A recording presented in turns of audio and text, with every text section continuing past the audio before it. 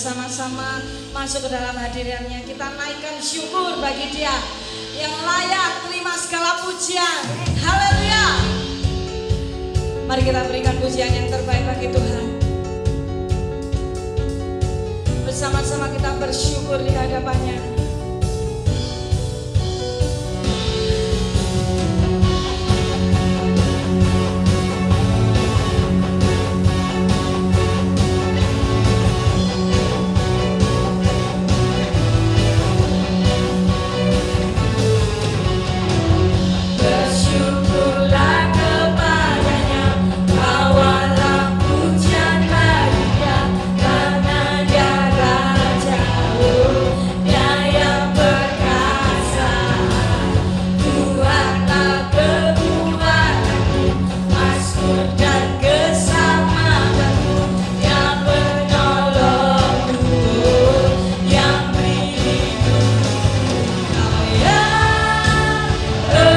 Jaya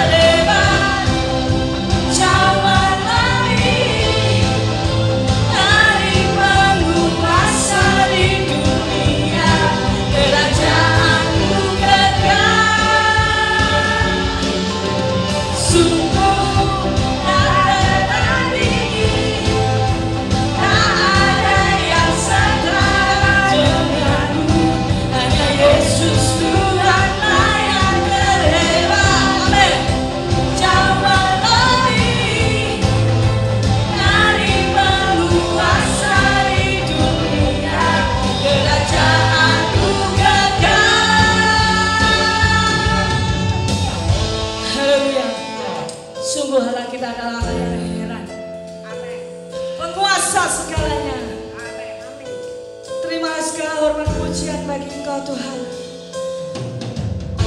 Haleluya.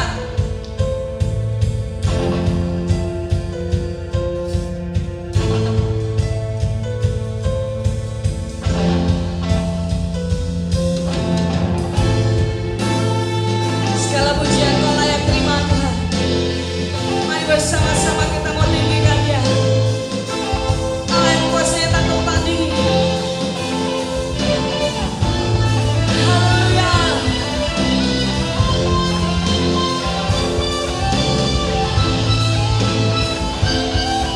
Bersama-sama kita nyatakan. Sungguh tak tertandingi, tak ada yang setara denganmu. Hanya Yesus Tuhanlah yang terhebat, jauh melebihi dari penguasa di dunia. Kerajaanmu kekal, sungguh tak tertandingi, tak ada yang setara denganmu. Hanya Yesus Tuhanlah yang terhebat, jauh melebihi dari penguasa di dunia. Kerajaanmu kekal. Haleluya. Terpujilah Tuhan, Allah yang hebat, Allah yang besar kuasanya. Kuduslah namanya. Segala pujian bagi Engkau Tuhan. Haleluya. Haleluya. Mari kita nyatakan bersama-sama di hadapan Tuhan. Tiada Allah yang seperti Engkau Tuhan. Ajaib, mulia.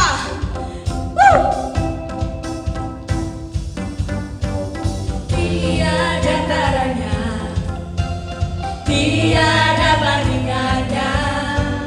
Kebaikan-Mu Bapa di hidupku. Amin.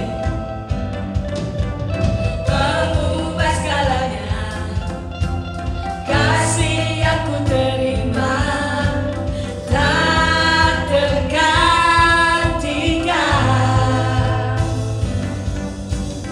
tak tergantikan. Menyanyikan kebaikan-Mu yang tak lekang oleh waktu, yang selalu mengalir dan tak pernah berakhir di hidupku. Terima kasih Tuhan.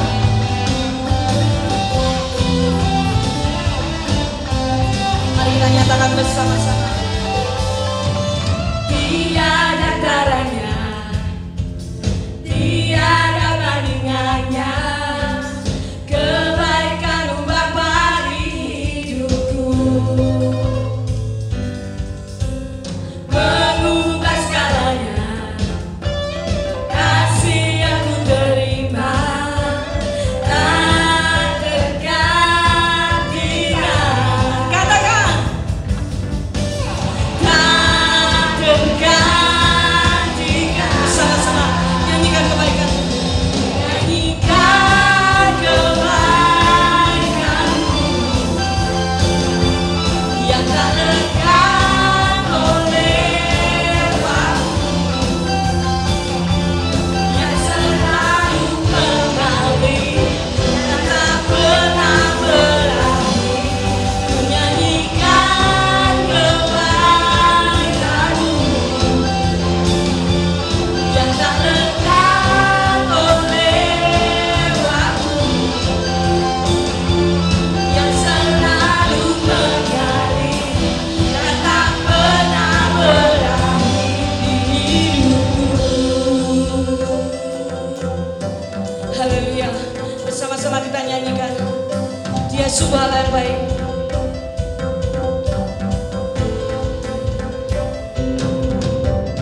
Engkau baik sangat.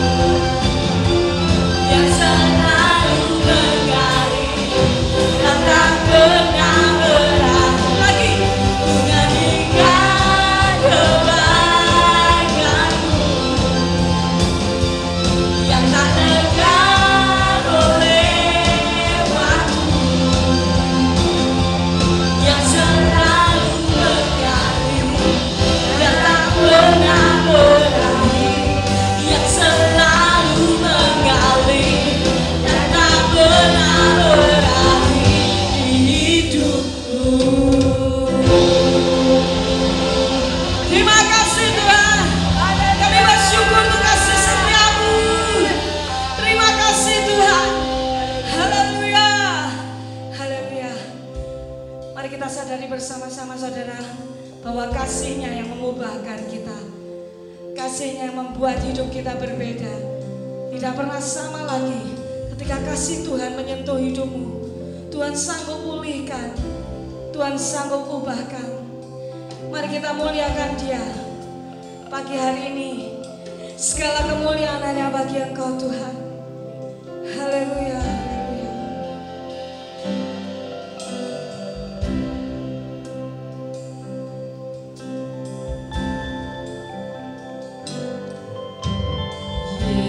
Yesus, kemuliaan-Mu pulihkan hatiku.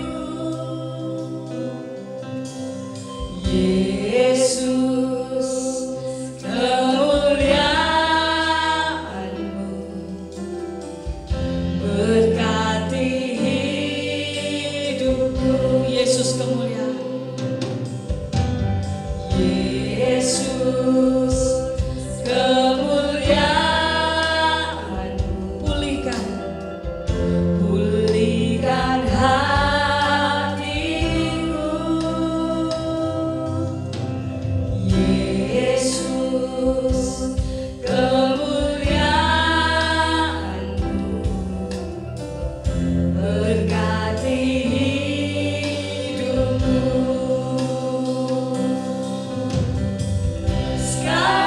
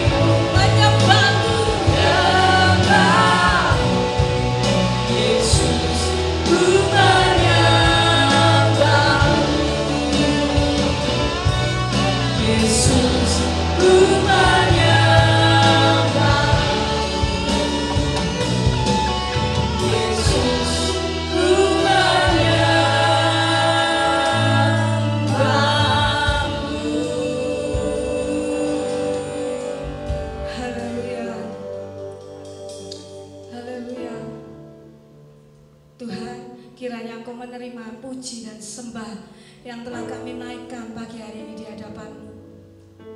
Kiranya itu boleh menyenangkan hati Engkau Tuhan.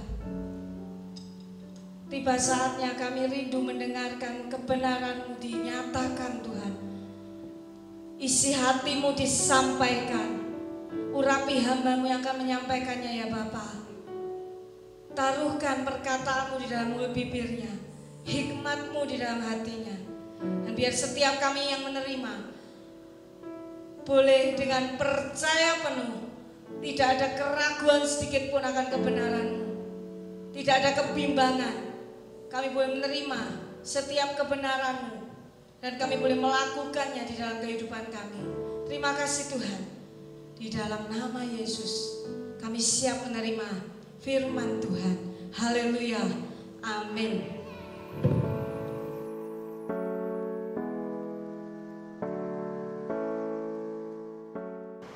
Shalom, selamat pagi Bapak Ibu Saudara sekalian. Senang sekali kita bisa berjumpa kembali lewat ibadah di MDC Magelang. Walaupun secara online, sebab secara tatap muka masih belum memungkinkan untuk kita lakukan.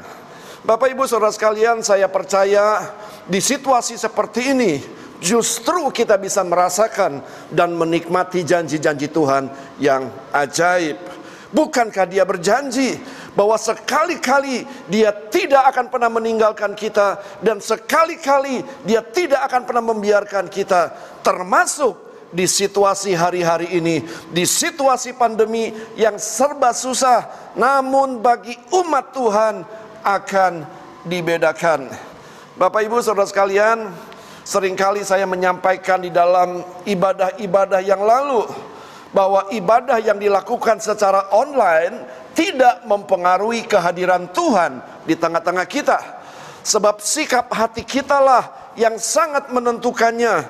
Kalau saudara beribadah dengan kehausan yang mendalam, dengan rasa takut dan gemetar, maka saya percaya saudara akan mengalami Tuhan di dalam setiap ibadah. Artinya, saudara akan merasakan kehadiran Tuhan di dalam setiap ibadah online. Dan kalau Tuhan hadir, maka sesuatu yang besar pasti terjadi. Yang sakit disembuhkan, yang susah dihiburkan, yang mengalami jalan buntu, Tuhan akan berikan jalan keluar. Bukan hanya saja perkara-perkara besar yang terjadi, namun setiap pribadi akan mengalami perubahan saat mereka berjumpa dengan Allah. Dari perjanjian lama sampai perjanjian baru, setiap pribadi yang berjumpa dengan Allah, hidupnya diubahkan. Abraham, hidupnya berubah saat dia berjumpa dengan Allah. Musa juga berubah saat dia berjumpa dengan Allah. Gideon, hidupnya berubah saat dia berjumpa dengan Allah. Nikodemus juga berubah hidupnya saat dia berjumpa dengan Allah. Bahkan perempuan Samaria, dari seorang pelacur, berubah hidupnya menjadi seorang hamba Tuhan yang memenangkan banyak jiwa. Saulus juga berubah hidupnya menjadi Paulus yang tadinya menganiaya umat Tuhan dan sekarang menjadi seorang rasul yang besar. Pagi ini kita akan melihat perubahan hidup seseorang yang namanya Petrus, dari hidup yang penuh dengan kegagalan menjadi hidup yang berhasil. Oleh sebab itu, miliki kehausan untuk berjumpa dengan Tuhan di tengah-tengah ibadah. Saya pastikan jika engkau mengalami Tuhan, maka hidupmu tidak akan pernah sama lagi. Mari bersama-sama dengan saya, kita akan buka Alkitab kita bersama-sama di dalam Injil Lukas, pasalnya yang kelima, ayat 1 sampai ayatnya yang ke-11. Ayat pertama, pada suatu kali Yesus berdiri di pantai Danau Genesaret, sedang orang banyak mengerumuni Dia, hendak mendengarkan firman Allah. Ia melihat dua perahu di tepi pantai, nelayan-nelayannya telah turun dan sedang membasuh. Ia naik ke dalam salah satu perahu itu, yaitu perahu Simon. dan menyuruh dia supaya menolakkan perahunya sedikit jauh dari pantai. Lalu ia duduk dan mengajar orang banyak dari atas perahu. Ayat keempat. Setelah selesai berbicara, Yesus berkata kepada Simon, "Bertolaklah ke tempat yang dalam dan tebarkan jalamu untuk menangkap ikan." Simon menjawab, "Guru, telah sepanjang malam kami bekerja keras dan kami tidak menangkap apa-apa. Tetapi karena Engkau yang menyuruhnya, aku akan menebarkan jala juga." Dan setelah mereka melakukannya, mereka menangkap sejumlah besar ikan sehingga jala mereka mulai koyak. Lalu mereka memberi isyarat kepada teman-temannya di perahu yang lain supaya mereka datang membantunya.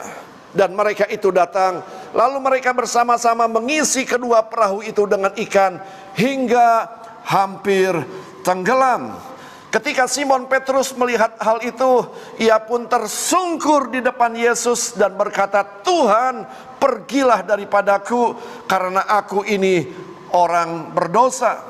Sebab ia dan semua orang yang bersama-sama dengan dia takjub oleh karena banyaknya ikan yang mereka tangkap. Demikian juga Yakobus dan Yohanes, anak-anak Zebedeus yang menjadi teman Simon. Kata Yesus kepada Simon, "Jangan takut, mulai dari sekarang engkau akan menjala manusia." Dan sesudah mereka menghela perahu-perahunya ke darat, mereka pun meninggalkan segala sesuatu lalu mengikut Yesus. Bapak, Ibu, saudara sekalian, adakah di antara saudara yang pernah mengalami tersesat saat dalam perjalanan? Sekali lagi, Bapak, Ibu, saudara sekalian, adakah di antara saudara yang pernah mengalami tersesat saat dalam perjalanan? Baik saat saudara berjalan kaki atau mengendarai sepeda motor, atau saat mengendarai mobil. Saya percaya setiap kita pernah mengalaminya, bukan? Saya pribadi pernah tersesat saat mengemudikan mobil bersama istri saya. Istri saya menyarankan untuk segera bertanya kepada orang yang ada di situ. Namun, Bapak, Ibu, saudara sekalian, kelemahan seorang laki-laki adalah gengsi untuk bertanya dan suka sok tahu. Dan saya coba untuk mencari jalan sendiri. Dan akhirnya saya berhenti, saudara. Tidak ada pilihan lain ketika saya berjumpa dengan jalan buntu. Bapak, Ibu, saudara sekalian, saya percaya semua orang punya pengalaman tersesat. Mungkinkah saudara tersesat saat saudara berjalan kaki dan keluarnya, mentoknya di atas puncak gunung? Sekali lagi, mungkinkah saudara tersesat saat saudara berjalan kaki dan ujung-ujungnya, keluarnya, mentoknya, jebulnya di atas puncak gunung? Saya rasa tidak mungkin orang tersesat lalu mentoknya di puncak gunung. Puncak gunung seringkali sebagai lambang puncak keberhasilan. Artinya saudara, untuk bisa sampai ke puncak gunung bukan karena kebetulan. Artinya untuk bisa sampai puncak gunung bukan karena tersesat. Artinya keberhasilan itu harus dipersiapkan sebelumnya. Artinya keberhasilan itu harus diperjuangkan. Artinya keberhasilan bukan karena warisan, saudara. Keberhasilan bukan karena nasib. Apa yang ada di dalam pemikiran saudara tentang yang namanya keberhasilan? Mungkin Bapak, Ibu, saudara sekalian, kalau saudara mendengar orang yang berhasil, lalu pemikiran saudara adalah orang tersebut punya banyak uang. Mungkin yang ada di dalam pemikiran saudara tentang keberhasilan, kalau orang tersebut memiliki banyak harta. Namun saya ingin beritahu, pengertian keberhasilan di hadapan Tuhan itu berbeda dengan pengertian keberhasilan di hadapan dunia ini. Keberhasilan di dalam Tuhan artinya kita ini mengerti akan rencana Tuhan dan kita menghidupi rencana tersebut. Dan saya percaya kalau engkau berhasil di hadapan Tuhan, maka di hadapan dunia ini juga Tuhan akan menambah-nambahkan keberhasilan dalam hidup saudara. Hari ini kita mau belajar dari keberhasilan seseorang yang namanya Petrus. Seorang yang sangat sederhana, saudara, kurang berpendidikan, namun hidupnya berdampak, hidupnya bermakna, bahkan hidupnya menggoncangkan dunia ini. Kisah Para Rasul pasalnya yang keempat ayat 13. Ketika sidang itu melihat keberanian Petrus dan Yohanes dan mengetahui bahwa keduanya orang biasa yang tidak terpelajar, heranlah mereka dan mereka mengenal keduanya sebagai pengikut Yesus. Bapak Ibu Saudara sekalian, nama Petrus pertama kali disebut yaitu di Lukas pasal kelima ini. Dia seorang yang pernah gagal lalu mengalami keberhasilan, dan tidak berhenti di level berhasil.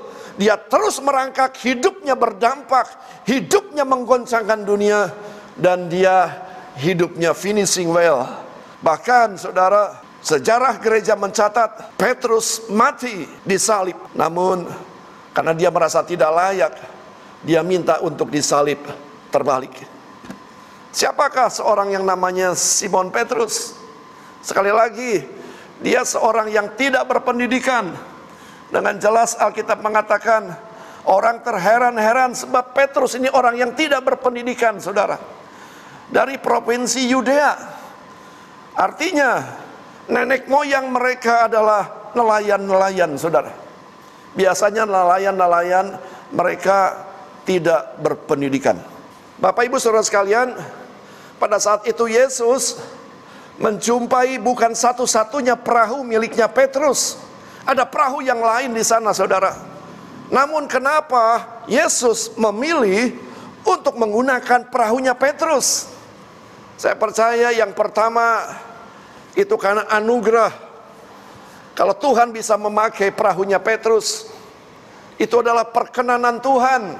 Sama halnya kenapa Tuhan pilih saudara dan saya. Itu semua karena anugerah.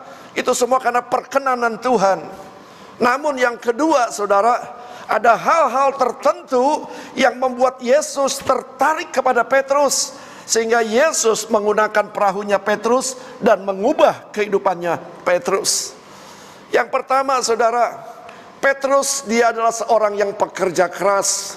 Inilah yang membuat Yesus tertarik kepada seorang yang namanya Petrus, karena Petrus seorang pekerja keras. Ayat kelima mengatakan, Simon Petrus menjawab, "Guru, telah sepanjang malam kami bekerja keras." Artinya Petrus adalah orang yang bekerja keras, saudara. Bapak Ibu Saudara sekalian, kalau kita ingin berhasil, salah satu poin, kita harus bekerja keras. Alkitab katakan orang yang bermalas-malas dalam pekerjaannya sudah menjadi saudara dari si perusak. Bahkan Alkitab mengatakan semut itu bangsa yang tidak kuat, tetapi yang menyediakan makanannya di musim panas. Hai pemalas, pergilah kepada semut, perhatikanlah lakunya, dan jadilah bijak. Satu poin, saudara, kenapa Yesus memakai Petrus.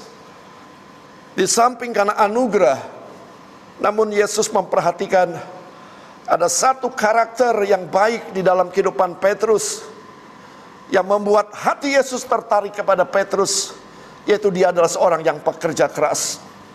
Ada pengertian, saudara, kalau manusia bekerja itu karena kena kutuk atau dosa. Namun pandangan Kristen yang benar, bekerja bukan karena kutuk atau dosa. Manusia diciptakan untuk berkuasa dan memelihara bumi ini. Pandangan yang kedua, orang yang melayani namun masih bekerja, bukan berarti orang tersebut kurang rohaninya dibandingkan hamba Tuhan yang full time, saudara. Martin Luther King berkata, tidak cukup hanya berdoa, tetapi harus bekerja. John Calvin mengatakan, bekerja itu ibadah. Bahkan Paulus sendiri, saudara, untuk menopang pelayanannya, Paulus harus bekerja keras membuat tenda. Saya pribadi sebagai hamba Tuhan dan juga saya bekerja. Saya senang bekerja karena saya bisa membangun hubungan di marketplace, saudara. Saya bisa punya banyak relasi, dan disitulah nama Tuhan bisa dipermuliakan. Yang kedua, Kenapa Yesus memilih Petrus? Yang kedua, karena Petrus seorang yang tidak mudah menyerah. Yesus melihat ada 2 perahu di tepi pantai. Nelayan-nelayannya telah turun dan sedang membasuh. Bapak ibu saudara sekalian, walaupun Petrus sepanjang malam kerja keras dan tidak mendapatkan apa-apa, namun dia tetap membasuh jalannya dan tetap berpengharapan bahwa besok ia akan berhasil. Bapak ibu saudara sekalian, karakter seperti ini adalah karakter yang menyukakan hati Tuhan. Walaupun Petrus gagal, namun Petrus tetap membasuh jala dan tetap berpengharapan besok dia akan berhasil. Kalau besok gagal, dia tetap membasuh jalannya lagi, saudara, dan tetap berpengharapan besok lusa dia akan pergi mencari ikan dan pasti berhasil. Di dalam Alkitab, saudara, ada banyak orang yang tidak mudah menyerah. Contoh orang yang sakit lumpuh, yang digotong oleh 4 orang, mau berjumpa dengan Yesus namun tidak ada akses. Semua jalan penuh dengan orang, di pintu yang satu penuh dengan orang, di jendela penuh dengan orang. Dan orang ini tidak mudah menyerah, dia naik ke atas genting, lalu dia membongkar genting, menurunkan orang yang lumpuh dan berjumpa dengan Yesus, sehingga orang itu bisa mengalami kesembuhan. Kalau orang tersebut adalah orang yang mudah menyerah, saudara, dia akan mengatakan kepada rekan-rekannya, ayo kita pulang saja. Nanti tahun depan kalau Yesus membuat KKR lagi, kita datang lebih awal dan kita akan duduk di barisan paling depan untuk bisa berjumpa dengan Yesus. Namun orang ini adalah orang yang tidak mudah menyerah, saudara. Walaupun tidak ada akses, walaupun tidak ada jalan untuk bisa berjumpa dengan Yesus, dia naik ke atas genting, membongkar genting dan menurunkan orang itu dan tepat di hadapan Yesus. Bartimius, seorang yang tidak mudah menyerah, ketika dia berseru, Yesus anak Daud kasihanilah aku, Yesus anak Daud kasihanilah aku, murid-murid Yesus memerintahkan kepada Bartimius, diam, jangan berisik. Namun Bartimius diperintahkan untuk diam. Alkitab mengatakan Bartimius semakin keras berseru, Yesus anak Daud kasihanilah aku. Sampai Yesus mendengar seruan itu dan ia berbalik kepada Bartimius. Bapak ibu saudara sekalian, Yesus menyukai, saudara, orang-orang yang tidak mudah menyerah. Yang ketiga, ada sesuatu dalam kehidupan Petrus yang membuat hati Yesus berkesan kepada Petrus, dan ia mempercayai untuk memakai perahu Petrus. Setelah selesai berbicara, Yesus berkata kepada Petrus, bertolaklah ke tempat yang dalam dan tebarkanlah jalamu untuk menangkap ikan. Yang ketiga, saudara, ada sesuatu dalam kehidupan Petrus yang membuat hati Yesus terpaut kepada Petrus. Yang ketiga adalah Petrus adalah seorang yang taat. Dikatakan setelah selesai berbicara, Yesus berkata kepada Simon, bertolaklah ke tempat yang dalam dan tebarkanlah jalamu untuk menangkap ikan. Bapak ibu saudara sekalian, siapakah Petrus? Petrus adalah nelayan yang profesional. Siapakah Yesus? Yesus adalah tukang kayu. Tetapi Petrus, dia mau mendengar apa yang dikatakan oleh Yesus. Di dalam ayat kelima dikatakan, tetapi karena engkau menyuruhnya, aku akan menebarkan jala juga.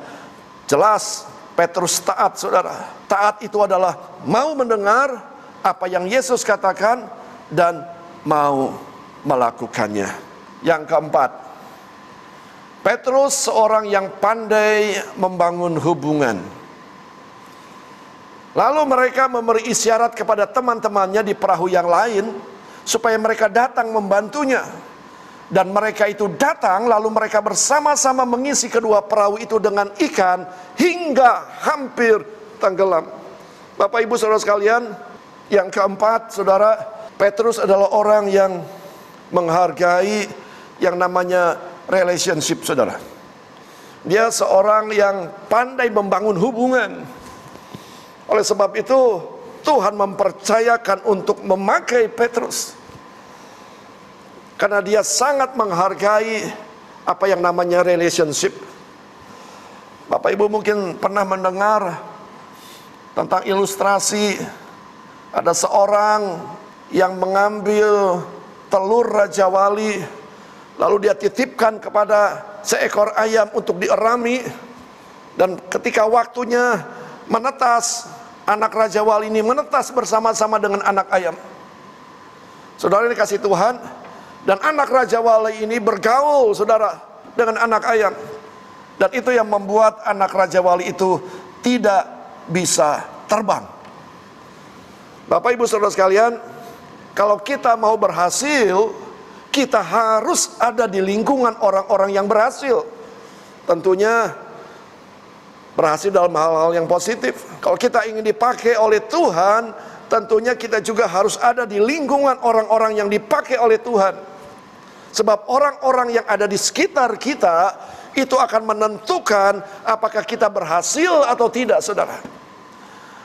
Kalau anak Raja Wali mainnya terus dengan anak ayam, maka anak Raja Wali itu tidak akan pernah bisa terbang. Namun sebaliknya, saudara, kalau engkau ingin berhasil, maka engkau harus membangun hubungan dengan orang-orang yang ada di sekitar saudara, orang-orang yang berhasil. Bapak Ibu Saudara sekalian, Petrus dia adalah orang yang pandai membangun relationship. Terbukti pada saat dia diberkati dengan ikan yang begitu banyak, dia panggil teman-temannya, saudara, untuk bisa bersama-sama menikmati berkat yang dia peroleh. Bapak Ibu Saudara sekalian, yang kelima, kenapa Yesus tertarik kepada Petrus? Sebab Petrus adalah seorang yang tahu mengucap syukur. Ketika Simon Petrus melihat hal itu, ia pun tersunggur di depan Yesus dan berkata, "Tuhan, pergilah daripadaku, karena aku ini seorang berdosa." Bapak Ibu, ketika Petrus menangkap sejumlah besar ikan, saudara, dan Alkitab mengatakan sampai perahu itu hampir tenggelam, lalu Petrus tersungkur di depan Yesus dan berkata, "Tuhan," artinya Petrus mengucap syukur untuk peristiwa yang baru saja terjadi. Petrus adalah orang yang suka mengucap syukur. Petrus tidak seperti 10 orang kusta yang menerima kesembuhan, lalu mereka pergi meninggalkan Yesus dan tidak pernah kembali. Hanya satu yang kembali. Petrus sama dengan orang yang satu sakit kusta kembali mengucap syukur kepada Yesus. Bapak Ibu Saudara sekalian, Yesus pernah mengubah seorang yang namanya Petrus. Seorang yang biasa, tidak terpelajar, saudara. Seorang nelayan. Seorang yang pernah gagal, sepanjang malam bekerja keras, tidak mendapatkan apa-apa. Namun perjumpaan dengan Yesus membuat hidup Petrus berubah. Dia mengalami keberhasilan. Bahkan bukan hanya saja hidup yang berhasil, namun hidupnya berdampak dan bermakna, bahkan menggoncangkan dunia. Dan akhirnya Petrus menjadi orang yang finishing well, saudara. Bapak Ibu Saudara sekalian, tentunya pada saat itu Yesus tidak hanya menjumpai ada satu perahu, Alkitab katakan ada perahu lainnya. Namun kenapa Yesus menggunakan perahunya Petrus? Yang pertama itu memang karena anugerah. Sama halnya kenapa Tuhan pakai kita, itu karena anugerah, saudara. Namun ada faktor-faktor lain yang membuat Tuhan tertarik kepada Petrus. Yang pertama, Petrus adalah orang yang bekerja keras, saudara. Dia bukan orang yang malas. Kalau engkau ingin berhasil, kalau engkau ingin dipakai oleh Tuhan, engkau harus bekerja keras, saudara. Yang kedua, Petrus adalah orang yang tidak mudah menyerah.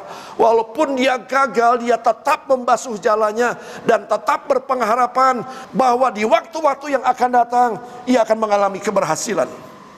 Bapak Ibu Saudara sekalian, yang ketiga, Petrus, dia adalah orang yang mengerti tentang relationship. Dia membangun hubungan, saudara. Dia bukan orang yang eksklusif. Yang keempat, Petrus adalah seorang yang taat. Dinasehati oleh Yesus, bertolak lebih dalam lagi dan tebarkan jalamu di sebelah kanan. Dia adalah seorang nelayan yang profesional, saudara. Dilahirkan sudah menjadi nelayan. Dia tahu di sebelah mana ada ikan, dia tahu di sebelah mana tidak ada ikan. Namun ketika Yesus yang memiliki latar belakang sebagai tukang kayu mengatakan kepada Petrus, bertolak ke tempat yang lebih dalam, lalu Petrus mengatakan, karena engkau yang mengatakannya, maka aku akan melakukannya.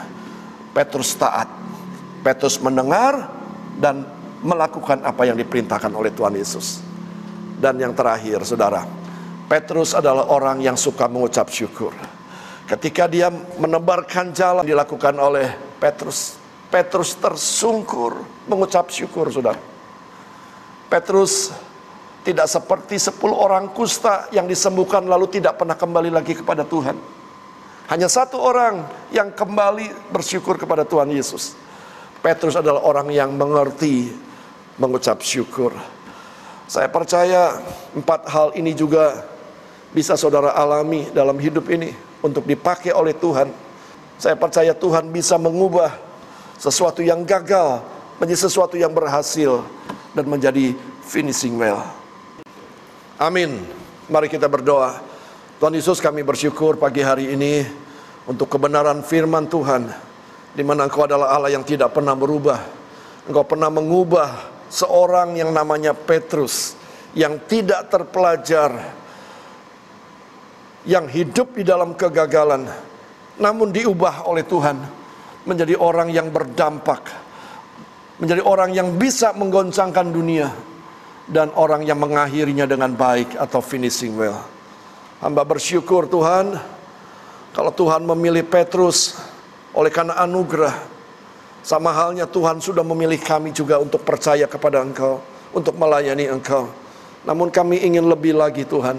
Oleh sebab itu kami mau belajar pagi hari ini, untuk kami tetap bekerja dengan keras, tidak mudah menyerah, taat kepada firman Tuhan, membangun relasi, dan tahu mengucap syukur, supaya kami juga bisa dipakai oleh Tuhan, supaya hidup kami pun diubahkan dari kegagalan demi kegagalan menjadi keberhasilan lepas keberhasilan. Hamba memberkati seluruh jemaat MDC Magelang dimanapun mereka berada, dan juga memberkati setiap yang mengikuti ibadah online ini, baik mereka di kota Yogyakarta, di Magelang, Jakarta, Surabaya, bahkan di luar negeri, di Australia sekalipun. Hamba berdoa Tuhan, kiranya perlindungan dan pemeliharaan Tuhan di tengah-tengah pandemi ini sungguh-sungguh nyata atas hidup mereka. Terima kasih Tuhan Yesus, terima kasih. Ini seruan doa hamba-Mu yang hamba peralaskan di dalam satu nama yang ajaib. Di dalam nama Tuhan Yesus, hamba sudah berdoa. Haleluya. Amin.